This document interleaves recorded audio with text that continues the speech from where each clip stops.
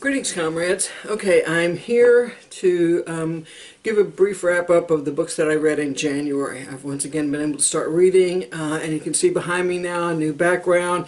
This is my library. I actually have a room for a library in the house I bought and have moved to in northwestern Pennsylvania. Moved from Northern California. So that's one of the reasons why I've been away. There's another video that explains all of that if you want to check it out that was uploaded earlier today. So I've got like 5 bookshelves behind me now. I'm going to put another one over here, another one right there, and of course I have other bookshelves throughout the house as well because I have like tons of books. So anyway, this video is to go over what I read in January. I kind of set up a goal for myself for this year. I kind of did this in the middle of January, so I read some short books to catch up.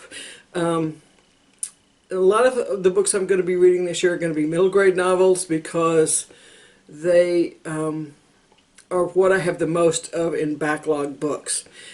So originally I was not going to buy any books, I was just going to read what I had, but you know, you go on BookTube, you read these book reviews. I think over at Words of a Reader, I think she listed some books. I can't remember who it was. I think it was her. And, you know, I have to get them. I have to buy them because I want to read them. But my new rule is now that when I buy a book, I read it. I don't set it on the shelf to read later. I'm kind of a mood reader, so that's going to be a little bit hard for me, but that's my goal. And in between then, I'm going to read books that I already have. So let's get started. The most recent book that I finished in January, the last one I finished, is called First Class Murder, and it's the 3rd book in the series, A Murder Most Unladylike Mystery series, by Robin Stevens. You may know it as Wilson Wong. This takes place in, I think, 1935. It's about a couple of girls who are at a girls' boarding school, the series that is. And one of them, Hazel Wong, has been sent there by her father, her family lives in Hong Kong, but he went to school in England, so he's sending his daughter there. She meets up with the daughter of Lord Hastings, Daisy Wells. And they kind of form a bond, and they form this detective society, and they solve mysteries, and they are actually murder mysteries. So this one actually takes place on the Orient Express.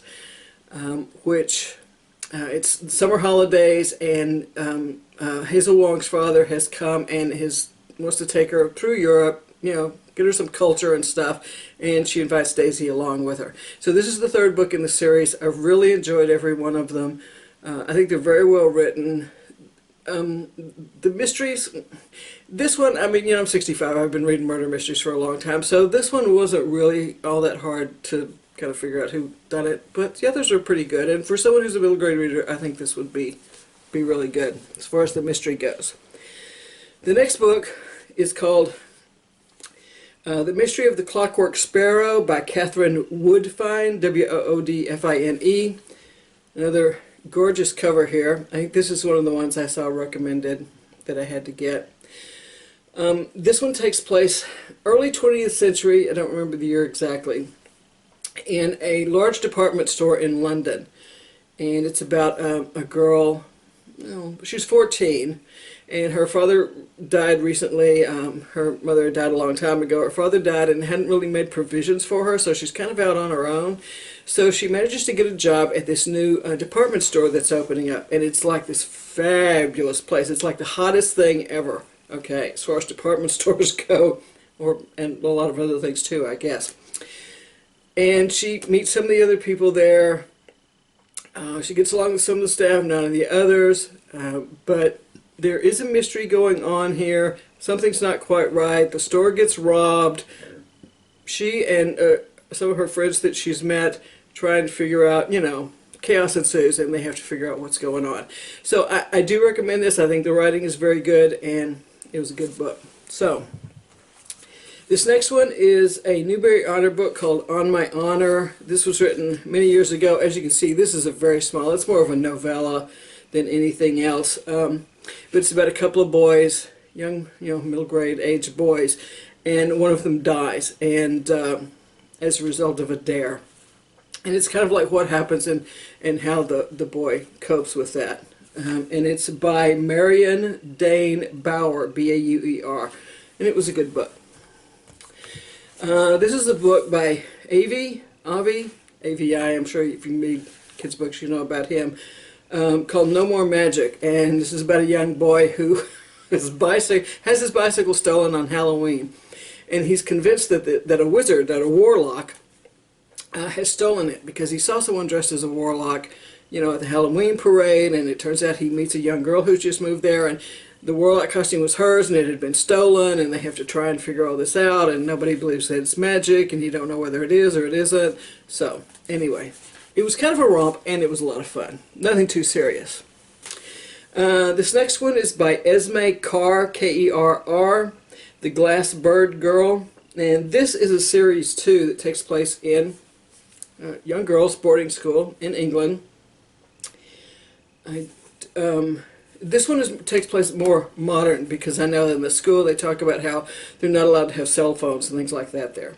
So, but this one takes place, there's a young girl there who's kind of thinks she's being persecuted, thinks she's being stolen, whatever, and she's like a princess of something or whatever.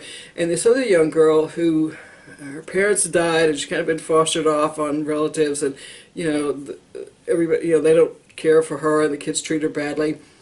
Her uncle recruits her to go to this boarding school and keep an eye on and find out what's going on with the young princess. I think she was a princess.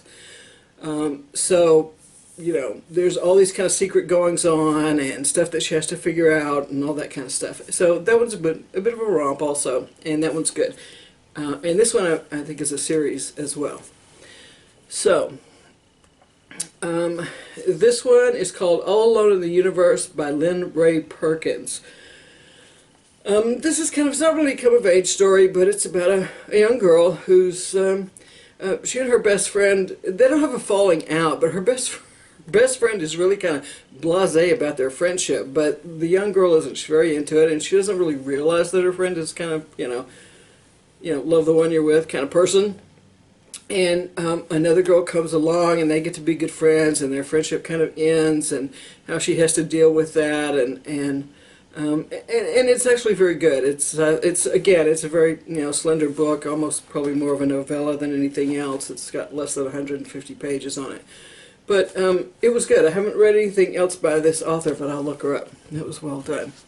The next one is called Sherlock, Lupin, and Me, which is the name of the series, and this book is called The Dark Lady. And this is a series of borrowed characters, which is not really something I'm a fan of authors doing. I understand the urge to do it, but, you know, to me it's kind of like, create your own characters. I don't know, it's just one of my little pet peeves. It doesn't mean they're not well written, it doesn't mean they're not good, and like I said, I understand, having written fan fiction and stuff in the past, I understand the urge to do that. This one is about very young, early teens, or teens I guess, Arsène Lupin, who I'm sure is not pronounced that way, Sherlock Holmes, and Irene Adler, who meet up in France when they're young, and they have a murder to solve. It was okay. It's, you know, it's not badly written, but I didn't really find the characters all that interesting. If they hadn't been who they were, it probably would have been really kind of boring. I don't know. I'm sorry. There's a lot of books in these series. I was hoping to like it, but I just didn't. The characters were just not really very interesting. They were just kind of there. This one, I'm sorry, I don't have the cover on it. I know it's around here somewhere, but I don't know where. It's called The Garden of Eve by K.L. Going, G-O-I-N-G. And this is about a young girl whose mother recently died, and her father, who works in an orchard, has picked them up and moved them far away from where they were. He bought this orchard where the plants are all dying, and she meets this young boy who's the ghost of someone who died, and there's magical seeds involved and things to alternate worlds and stuff to try and restore the orchard and all that kind of stuff. It's not a fun book, it's not a romp, it's pretty serious, but it was good. I liked it, and I guess you could call it magic realism. I'm not really sure. There's not like a lot of magic like Harry Potter kind of magic. Another book I read is called How to Make a Journal of Your Life by, I think it's David Price. It might be Daniel. It just says D. Price on here. This is a very small book. It's very cute though. And you can see his illustrations and stuff in here that he has done. And it's about like journaling and then adding drawing to your journaling. And I've had it on the shelf for a long time and wanted to read it, so I went ahead and picked that one up. And lastly, the book I have here, which I've also had for a long time and been meaning to start this series, is called Her Royal Spyness by Rhys Bowen. And this is about a woman who's like 30-something in line for the throne back in, what, the 20s, I guess. And her father dies. Her brother inherits the title and the estate, so she doesn't really have any money, but neither does her brother because her father gambled it all away. So she gets to the point to where she has to go into London, and this is their estate is in Scotland. She has to go into London and try and make her way. Well, once she's there, they find out, you know, some nefarious goings on, and she comes home one day to find someone who had business dealings with her brother is dead in the house, in the tub. So she's got to try and clear herself and her brother and figure out who did it and who's trying to knock her off and why and all that kind of stuff.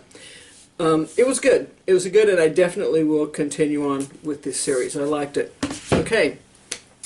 Those were the books I read. What is it, like 10 or 11 books that I read? 2, 3, 4, 5, 6, 7, 8, 9, 10 books in January. I finished. A couple of them I had actually started in December. So that's my wrap up for January. I liked all of those books. I would recommend them all. I don't know about giving them all stars.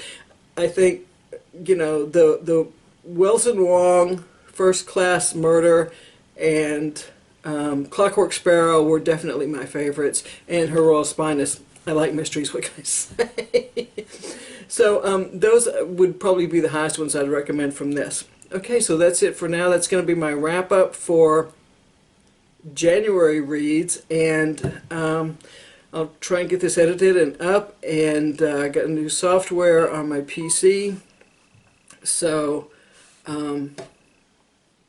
hopefully I can make these videos a little bit more interesting in the future and have some I can hopefully maybe learn how to insert the images in when I don't have the books. So that's it for now. Thanks for tuning in. I hope you'll try some of these books. I really enjoyed them, especially if you like middle grade and like mysteries. So happy trails and happy reading.